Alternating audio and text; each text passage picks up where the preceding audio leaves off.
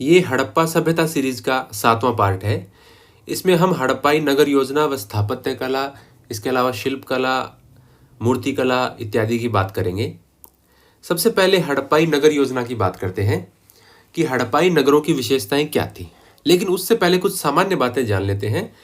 एक तो ये कि जब हम हड़प्पा की नगर योजना की बात करते हैं या हम हड़प्पा के नगरों की बात करते हैं तो हमारे मन में एक भावना ये बन जाती है कि हड़प्पा सभ्यता पूर्णतः नगरीय सभ्यता है।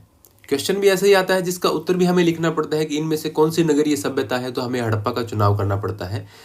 लेकिन हड़प्पा सभ्यता के नगरीकरण का तात्पर्य ये नहीं था कि संपूर्ण हड़प्पा सभ्यता या हड़प्पा सभ्यता का अधिकांश भाग ही नगरीय चरित्र वाला बन गया। सच तो ये है कि हड़प्पा सभ्यता का अधिकांश क्षेत्र ग्रामीण ही था, लेकिन जो बड़ी बड़ी साइट हैं जिनकी खुदाई हुई उनमें से अधिकांश शहर हैं, इसलिए हम मुख्यतः बातें शहरों की करते हैं। लेकिन हड़प्पा सभ्यता का ज़्यादातर क्षेत्र ग्रामीण था। हालांकि हड़प्पाई नगरों और गांवों की बसावटों का एकदम सही आकार तो सुनिश्चित नहीं किया जा सकता, लेकिन अक्सर वो एक से अधिक टीलों पर बसे होते थे। एक से ज़्यादा टीलों पर हड़प्पा के नगर और गांव बसे होते थे। लेकिन उनमें से ज़्यादातर क्या है, नदी की मिट्टी के नीचे दब गए। ज़्यादातर नदियों के किनारे बसे हुए होते थे, तो कई टीले नदी की मिट्टी के नीचे दब गए जिनकी खुदाई नहीं हो पाई। फिर भी इतना तो स्पष्ट है कि जो हड़प्पाई स्थल हैं वो कई तरह के थे, जिसमें बहुत विशाल स्थल भी हैं, मध्यम आकार भी हैं, उसके छोटे आकार के भी हैं। तो उनमें से हम अगर मुख्य रूप से बात करें तो बड़े शहरों की बात करें तो बड़े शहरों में आपके पास है राखीगढ़ी, मोहनजोदड़ो, हड़प्पा। पहले मोहनजोदड़ो, हड़प्पा बड़े शहरों में नाम आते थे, लेकिन अभी जो पिछले कुछ वर्षों में खुदाइयाँ हुई हैं उसमें जो राखीगढ़ी का क्षेत्र है वो 350 हेक्टेयर से भी ऊपर का हो गया है, तो वो हड़प्पा और मोहनजोदड़ो से भी बड़ा स्थल बन गया है। तो राखीगढ़ी, मोहनजोदड़ो, हड़प्पा, गनवेरी वाला जिसकी ज़्यादा खुदाई नहीं हो पाई, लखमीर वाला इसकी भी ज़्यादा खुदाई नहीं हो पाई, जब लेकिन ये बड़े क्षेत्र हैं। धोलावीरा, ये बड़े शहरों में आते हैं। फिर आते हैं मध्यम श्रेणी के शहर। उनमें हम बात करते हैं कालीबंगा की, जुदीर जोदड़ो की, ऐसे कुछ शहर हैं जो मध्यम श्रेणी के हैं। फिर उससे छोटे आकार के हम स्थलों की बात करें तो जैसे पाकिस्तान में आमरी है, गुजरात में लोथल है, इसके अलावा चहुंदड़ो है, रोजड़ी है गुजरात में। ये लगभग 5 से 10 हेक्टेयर के क्षेत्र हैं, जिनका क्षेत्रफल है वो 5 से 10 हेक्टेयर के बीच का क्षेत्रफल है। पहले हम इन शहरों गांवों की बात कर लेते हैं, फिर उसके बाद में हम नगर योजना की विशेषताएं पढ़ेंगे। फिर इससे भी छोटे आकार के हैं जैसे कोटदीजी है, रोपड़ है, बालाकोट, नागेश्वर, सुरकोतरा इत्यादि बहुत सी साइट हैं जिनका आकार 5 हेक्टेयर से भी कम है, या आप कह सकते हैं उनका आकार 1 से 5 हेक्टेयर के बीच का आकार जिनका है। और बहुत से हड़प्पा स्थल इससे भी छोटे हैं जिसमें कुछ गांव भी हैं, पशुचारी शिविर भी हैं, यानी पशुचारण के लिए एक छोटा शिविर बनाया जाता था, एक बस्ती टाइप का। तो वैसे भी आकार हैं जो 1 हेक्टेयर से भी कम क्षेत्रफल के हैं। अब हम हड़प्पाई नगर योजना की विशेषताओं की बात करें तो सबसे पहला नाम आता है इसमें ग्रिड शैली, यानी समकोण पर काटती सड़कें। और जो मकानों के लिए एरिया छोड़ा गया है, जिस पर मकान बने गए हैं, वो भी इस प्रकार बने गए हैं कि 90 डिग्री पर बनता हुआ दिखाई दे। आपके सामने चित्र भी है एक, तो उसका अगर आप एरियल व्यू देखें ऊपर से जैसा इस चित्र में दिखाया गया है, तो आपको समकोण पर काटती हुई सड़कें, समकोण पर काटती हुई गलियां इस प्रकार से मिलेंगी। शहर सुनियोजित तरीके से बसे हुए आपको मिलते हैं, अधिकांश शहर।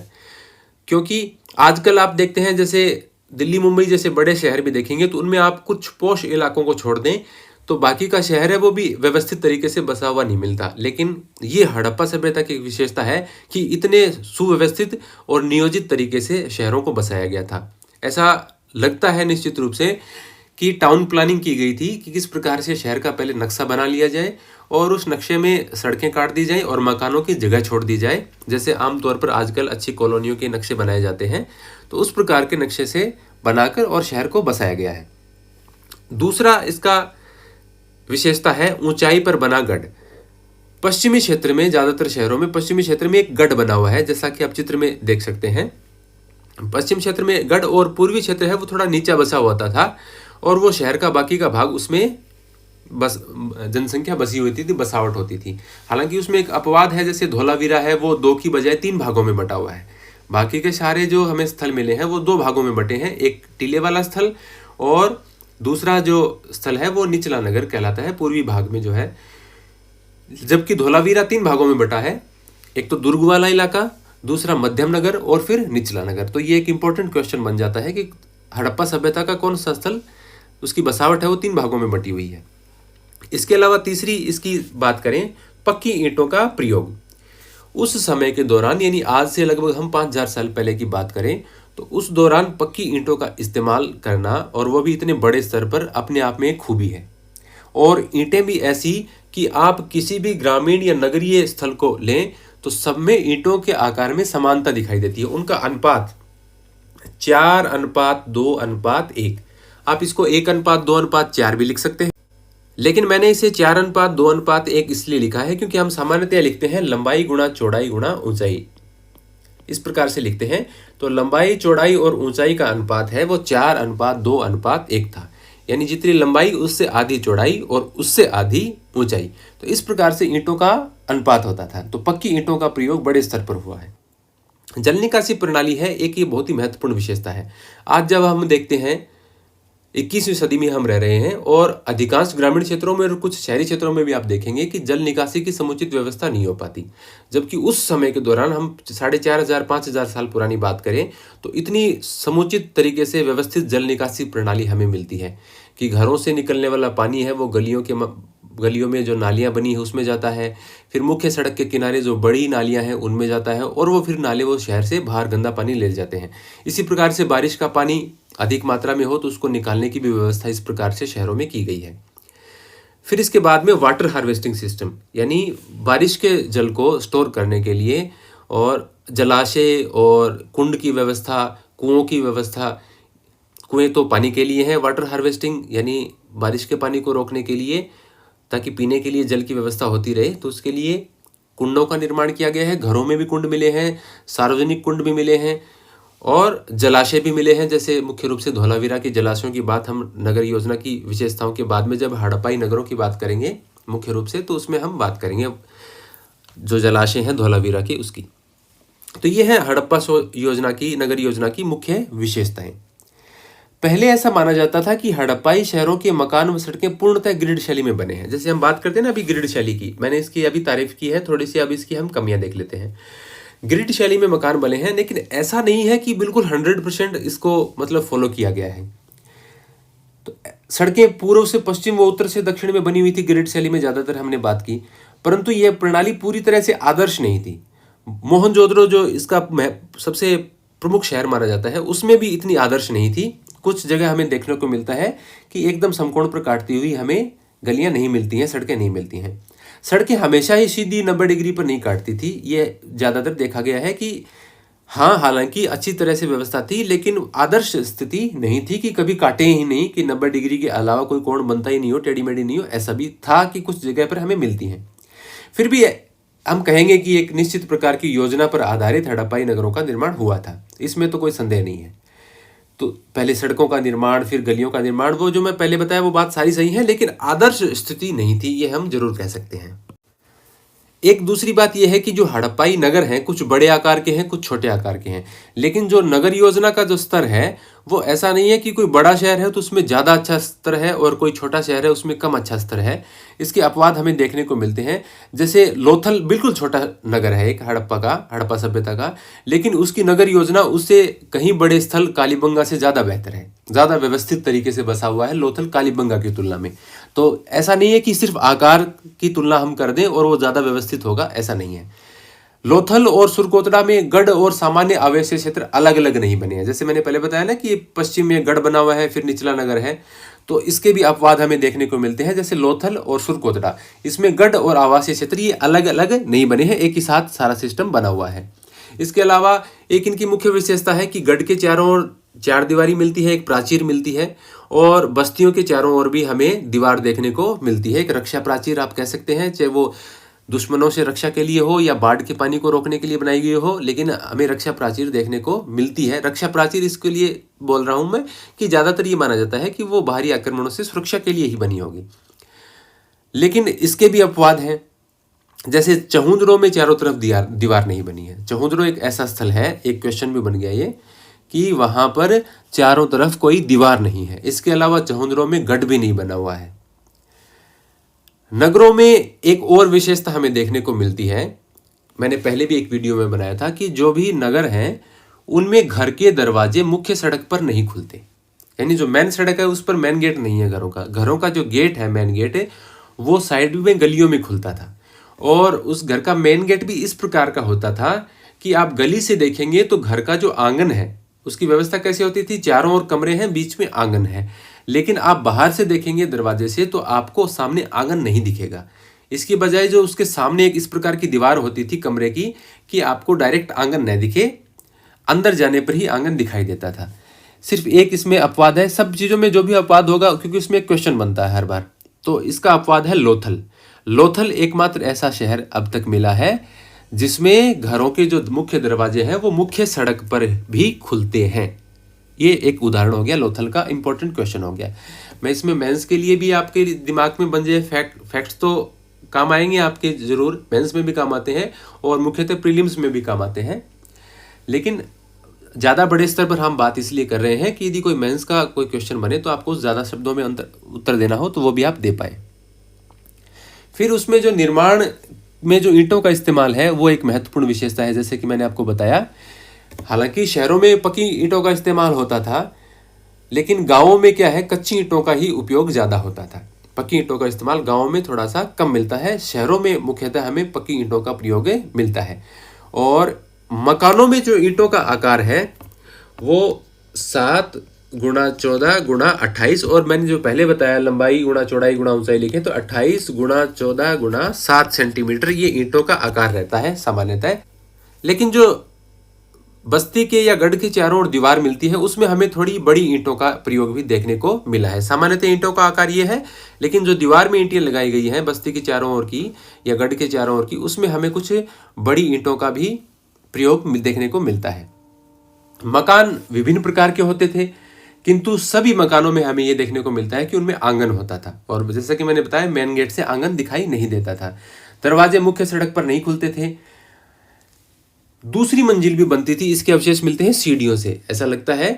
और दूसरा एक उसका ये भी पता, क्योंकि दूसरी मंजिलें ज़्यादातर मकानों की नष्ट हो गई हैं, लेकिन एक तो सीढ़ियों के कारण उसका पता चल जाता है, दूसरा उसको जो नीचे का अगर 2 मंजिला मकान होगा तो उसकी नीचे की नींव मजबूत ली जाती है और उसकी दीवारें चौड़ी की जाती हैं, तो उससे भी अनुमान लगता है कि ये मकान है, पर्टिकुलर कोई भी मकान ये 2 मंजिला बना होगा, क्योंकि उसकी दीवारें उनकी चौड़ाई सामान्य से ज़्यादा ली जाती थी। इसके अलावा खिड़कियों को बंद करने के लिए क्या प्रयोग करते होंगे? हो सकता है लकड़ी के भी गेट बनाते होंगे, लेकिन ज़्यादातर हमें सरकंडे या चटाई की व्यवस्था के भी प्रमाण मिलते हैं कि सरकंडे या चटाई के इस प्रकार से उनको ढकने के लिए प्रयोग किए जाते होंगे। हड़प्पा और मोहनजोदड़ो में तो सेलखड़ी और संगमरमर के कुछ स्लैबों पर नक्काशी भी देखने को मिली है, कोई खिड़की वगैरह पर या ऊपर कोई और डिजाइनिंग वगैरह के लिए सेलखड़ी और संगमरमर उनकी स्लैब पर नक्काशी करके और उनका इस्तेमाल भी देखने को मिलता है। प्रत्येक घर में आपको अलग से स्नान क्षेत्र देखने को मिलता है, यानी नहाने के लिए एक अलग व्यवस्था मिलती है। और ज़्यादातर घरों में आपको शौचालय की व्यवस्था भी देखने को मिलती है, जिसमें वो बड़े बड़े मिट्टी के जारों का कमोड के रूप में उपयोग करते थे। यानी शौचालय की और स्नान घर की व्यवस्था है वो हमें प्राय घरों में, हड़प्पा के घरों में देखने को मिलती है। जहाँ अब भारत में आप पिछले दिनों तक देख रहे हैं ODF फ्री की बात चल रही थी कि लोगों को खुले में शौच न करने दिया जाए, उससे बीमारियां फैलती हैं, और उसके लिए लोगों को जागरूक किया जाए। और सरकार शौचालय बनाने के लिए सहायता भी दे रही थी और अब भी देती है। और 5000 साल पहले लोगों के घरों में शौचालय देखने को मिलते हैं। इसका मतलब वो सफाई के मामले में हमसे भी ज़्यादा आगे थे। फिर हम बात करते हैं इसकी जल निकासी प्रणाली की। पहले मैंने थोड़ा सा बताया, अब डिटेल में बता रहा हूँ। हालांकि थोड़ा एक लेक्चर टाइप का है, लेकिन आप ध्यान से सुनेंगे तो आपकी हड़प्पा सभ्यता के बारे में एक समझ बनेगी और आपके दिमाग में चित्र अपने आप चलते जाएंगे। और कुछ जो अच्छे चित्र होंगे वह मैं वीडियो में जरूर एडिट करते समय उनको शामिल करूंगा। सुनियोजित जल निकासी प्रणाली न केवल शहरों में देखने को मिलती है, बल्कि गाँवों में भी, हड़प्पा के गाँव में भी हमें देखने को मिली है। वर्षा के पानी की निकासी के लिए भी अलग से नालियाँ बनी है, गंदे पानी की निकासी के लिए अलग से नालियाँ बनी हैं। 2 मंजिले जो मकान होते थे उनमें पानी का जो निकास है, छत का पानी है, वो पाइप के सहारे नीचे जो मिट्टी के बने हुए पाइप हैं, या कुछ स्थानों पर हमें देखने को मिलता है कि लकड़ी के खोखले पाइप हैं, उनके माध्यम से पानी नीचे जो घर के बाहर गली होती थी उसके ऊपर उस नाले का मुंह खुलता था। इसके अलावा हड़प्पा और जो मोहनजोदड़ो है उसमें जल निकासी के पाइप टेराकोटा का इस्तेमाल किया। मैंने बताया ना, मिट्टी, टेराकोटा भी एक प्रकार की मिट्टी है, तो टेराकोटा से बने हुए होते थे जो कि नालियों से जुड़ते थे। जो नालियां हैं वो पक्की ईंटों से बनाई जाती थी। जो सड़कों और गलियों में जो नालियां होती थी वो पक्की ईंटों से बनाई जाती थी और वो फिर वो मुख्य सड़कों में जो बड़े नाले थे उनसे जाकर मिल जाती थी और वो नाले शहर से बाहर हैं, वो बारिश का और या फिर गंदा पानी है जो भी होता था वो उसको बाहर निकाल देते थे। रास्ते में उनमें सोकपिट बने हुए होते थे, कोई ठोस चीज़ उसमें से बह रही है तो वो उसमें गिर जाए तो वो सोकपिट वो बढ़ते भी होंगे वो गड्ढे, तो समय समय पर उनकी सफाई की व्यवस्था भी निश्चित रूप से होती होगी। अब बात करते हैं जल संचयन की। जल संचयन से बात करने से पहले मैंने मकानों के बारे में बात की, तो दो और जो मकान मैंने पहले भी बताए हैं, एक बार फिर से उनको रिवाइज कर देता हूं।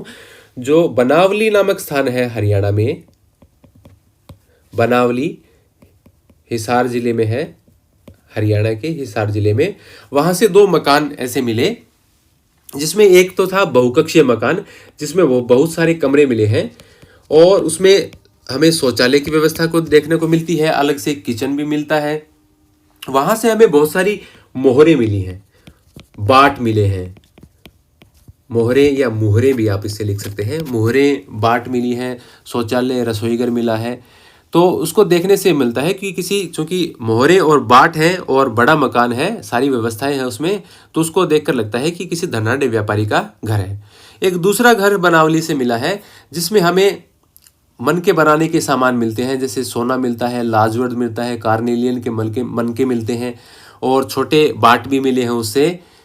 तो ऐसा लगता है किसी ये आभूषण व्यापारी का, या उसको आप जौहरी कह सकते हैं, उसका मकान हो सकता है। तो ये दोनों मकान बनावली से मिलते हैं और इन जो धनवान लोगों के टाइप के मकान मिलने के कारण इसको धनाढ्य लोगों का शहर भी कहा जाता है बनावली को।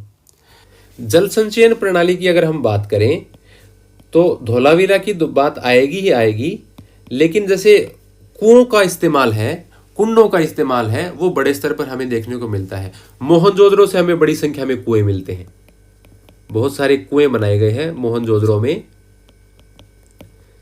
तो एक तो कुओं की बात होगी जल संचयन में। जल का संचयन, कुएं तो वैसे जल का संचयन के लिए नहीं, आप ये कह सकते हैं जमीन से पानी निकलता था। कुंड जल संचयन का एक अच्छा उदाहरण है, कुंड मिले हैं। बाकी जल के स्रोत उनके नदी है, कुआं है, तालाब है, कुंड है। तो कुंड वगैरह और जो तालाब वगैरह है वो बारिश के पानी से भी भर जाते थे। धोलावीरा में सबसे ज्यादा उत्कृष्ट जल प्रबंधन हमें देखने को मिलता है और वाटर हार्वेस्टिंग सिस्टम तो उनके सभी लगभग शहरों की एक अच्छी व्यवस्था थी कि वर्षा के पानी को किस प्रकार से स्टोर किया जाए। धोलावीरा में मनहर और मंदसार ये दो नदियां हैं और इन दो नदियों के संगम पर डैम बनाकर और पानी इकट्ठा किया जाता था कि बारिश के टाइम पे, मंदसार है ये, बारिश के टाइम पर जब नदी में पानी ज़्यादा होता था तो इन नदियों का पानी उस डैम में इकट्ठा किया जाता था ताकि जब बारिश का मौसम चला जाए तो भी पीने की और अन्य व्यवस्थाओं के लिए पानी की व्यवस्था हो सके।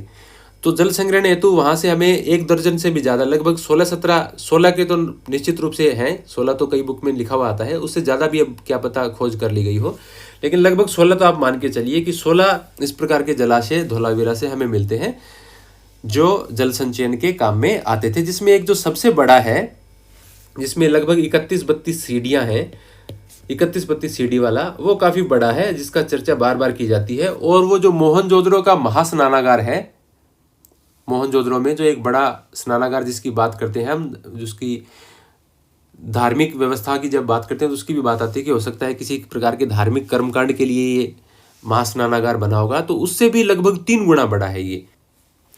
अब चूंकि बात तो जल संचयन की हो रही है, लेकिन धोलावीरा के नाम से मेरे को याद आ गया कि धोलावीरा में जो सुरक्षा दीवारें हैं वो सबसे ज्यादा हमें सुरक्षा दीवारें धोलावीरा से मिलती हैं। एक जो उनकी जो चारों ओर की दीवार है रक्षा प्राचीर, उसकी मोटाई सबसे ज्यादा हमें धोलावीरा से ही मिलती है। इसके अलावा यदि हम मोहनजोदड़ो के, जो अभी मैं बता रहा था आपको, महास्नानागार की बात करें तो उसका आकार वगैरह थोड़ा सा देख लेते हैं, वो थोड़ा सा इंपॉर्टेंट हो जाता है। उसका आकार है वो 14.5 × 7 × 2.44 मीटर को देखने को मिलता है, जो मोहनजोदड़ो का महास्नानागार है उसका, मोहनजोदड़ो में स्थित है, जिसको ये अधिकांश इतिहासकार ये मानते हैं कि वो धार्मिक महत्व का एक स्थान था। इसके उत्तरी, और चित्र भी आप देख सकते हैं इसका, उत्तरी व दक्षिणी हिस्सों में सीढ़ियां बनी हुई हैं। उत्तरी व दक्षिणी हिस्सों में इसके अंदर उतरने के लिए सीढ़ियां बनी हुई हैं मोहनजोदड़ो के महास्नानागार में। एक यहाँ पर एक इम्पोर्टेंट क्वेश्चन है कि वाटर प्रूफिंग का उदाहरण यहाँ हमें देखने को मिलता है। वाटर प्रूफिंग का उदाहरण देखने को मिलता है, जो इसकी जो दीवारें हैं, ताकि जो पानी डाला जाए वो सारा उसमें रिसाव न हो, उसमें वो सारा पानी सूख न जाए, तो उसके लिए दीवारों पर जिप्सम की कोटिंग की गई है और उस जिप्सम की कोटिंग के माध्यम से पानी के रिसाव को रोका गया था। तो वाटर प्रूफिंग का आप ये कह सकते हैं कि दुनिया में सबसे प्राचीनतम उदाहरण हमें मोहनजोदड़ो में देखने को मिलता है। इस स्नानागार के निकट ही एक बहुत बड़ा भवन मिला है जिसमें 3 बरामदे हैं और उस भवन का आकार है 69 गुणा 23.4 मीटर का, लंबाई और चौड़ाई उसकी। उसमें 3 बरामदे हैं और स्नानागार के चूंकि ये पास है और बड़ा भवन है, विशाल है, इसके कारण इसको ऐसा कहा जाता है कि यहाँ पास में ही ये इसलिए बनाया गया है कि ये पुरोहितों का आवास है या पुरोहितों का कोई महाविद्यालय है। पुरोहितों का आवास कहा जाता है इस भवन को, या महाविद्यालय भी इसे कहा जाता है। चूंकि ये स्नानागार के निकट है इसलिए इसको पुरोहितों से जोड़ा गया है। फिर इसके कुछ दूरी पर ये आपको मिलता है एक सभा भवन या असेंबली हॉल मिलता है। सभा भवन या असेंबली हॉल इसको कह सकते हैं, जिसका आकार है वो 27 गुणा 27 मीटर का है।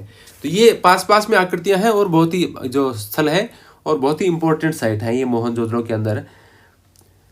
इसके अलावा जो अन्नागार है उसकी हमने पहले बात कर ली थी पिछली वीडियो में कई बार। मोहनजोदड़ो का अन्नागार है वो भी उसी जगह है। और हड़प्पा में भी एक अन्नागार हमें देखने को मिलता है जहाँ पर अनाज इकट्ठा किया जाता होगा। ये जो महास्नानागार है इसमें एक इम्पोर्टेंट क्वेश्चन और बनता है कि जो जॉन मार्शल थे, जॉन मार्शल, इन्होंने इसे विश्व का महान आश्चर्य निर्माण कहा है। जॉन मार्शल ने हड़प्पा के महास्नानागार को महान आश्चर्य निर्माण कहा है, विश्व का महान आश्चर्य निर्माण कहा है। महास्नानागार को किसने कहा है? मार्शल ने कहा है। तो जैसे गुजरात में ही धोलावीरा में हमें स्टेडियम या समारोह स्थल के अवशेष मिलते हैं, वैसे गुजरात में एक और स्थल है लोथल, जिसका डॉकयार्ड प्रसिद्ध है। आपने नाम सुना होगा डॉकयार्ड या गोदीवाड़ा। हालांकि बहुत से विद्वान हैं वो इस पर प्रश्न भी उठाते हैं कि ये डॉकयार्ड न होकर एक सामान्य जलाशय है। तो इसका आकार हम बात कर लेते हैं, डॉकयार्ड के रूप में इसकी बात करें तो इसका आकार विषम चतुर्भुजाकार है। विषम चतुर्भुजाकार इसलिए कि इसकी जो भुजाएं हैं चारों वो अलग अलग माप की हैं। चारों तरफ से इसका माप देखें तो भिन्नता देखने को मिलती है, ऐसा नहीं है कि आयताकार है। तो इसलिए इसको विषम चतुर्भुजाकार कहा जाता है। और इसमें जल की आपूर्ति के लिए एक नहर की भी व्यवस्था है और एक 12 मीटर का इसमें गेट भी बना हुआ है जिसमें होकर जहाज है वो इसके अंदर आते होंगे। तो लोथल का डॉकयार्ड भी एक महत्वपूर्ण स्थल है। तो ये थी सारी बातें हड़प्पा के नगर नियोजन से संबंधित और जो हड़प्पाई सभ्यता के शहरों में जो मुख्य स्थल थे बने हुए बड़े स्थापत्य कला के अवशेष जिनके बारे में हमने चर्चा की।